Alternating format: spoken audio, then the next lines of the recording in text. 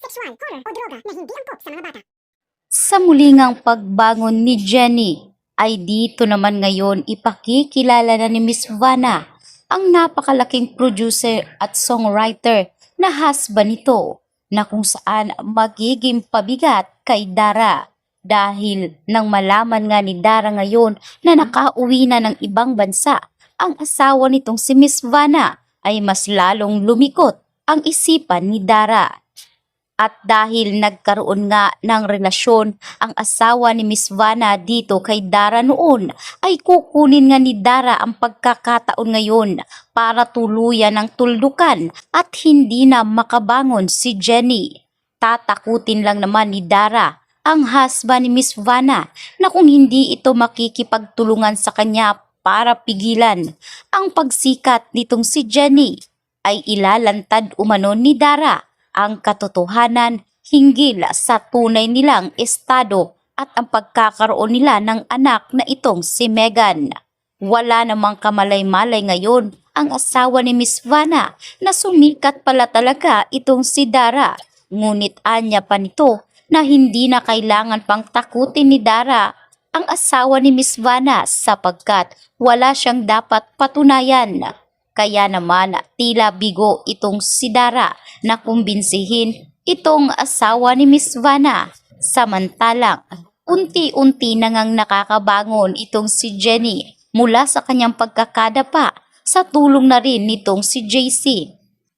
Sinabi nga ni JC ngayon sa taong bayan at sa harap ng live interview nito na wala umanong katotohanan na may relasyon sila ni Megan.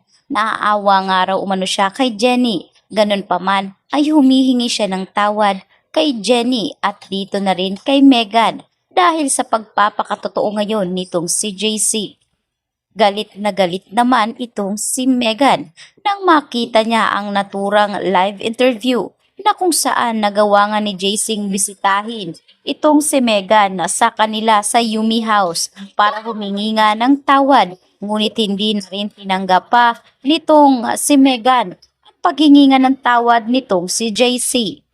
Samantalang dito na nga nagkaroon at sinabayan ng Yumi ang performance nitong si Jenny. Ngunit tila napahiya ngayon ang Yumi dahil inagaw umano ni Megan ang step na para sana kay Yuna. Ganun pa man ay tila unti-unti na ngang nagsasawa ang tao dahil na rin sa sunod-sunod na issue nitong si Megan. Kaya naman matapos ang kanilang performance ay wala na rin masyadong mga fans na nag-aabang at nanonood sa kanilang performance.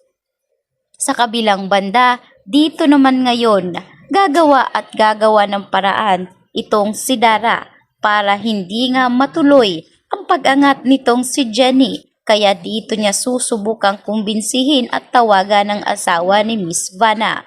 Ngunit alam ni Miss Vanna ang kalukuhan na ginagawa pa man noon ni Dara. Nauna na ngang akitin ni Dara itong si Dio na alam talaga ni Miss Vanna na naunang minahal ni Dio itong si Minchi. At ngayon ay ang kanyang asawa na naman ang aagawin ni Dara para lang makuha ang lahat ng mga pangarap nito sa kanyang anak na si Megan. Ngunit anya ni Miss Vanna na hindi niya hahayaan na magtagumpay si Dara sa kanyang masasamang gawain laban dito kay Jenny. Sikat.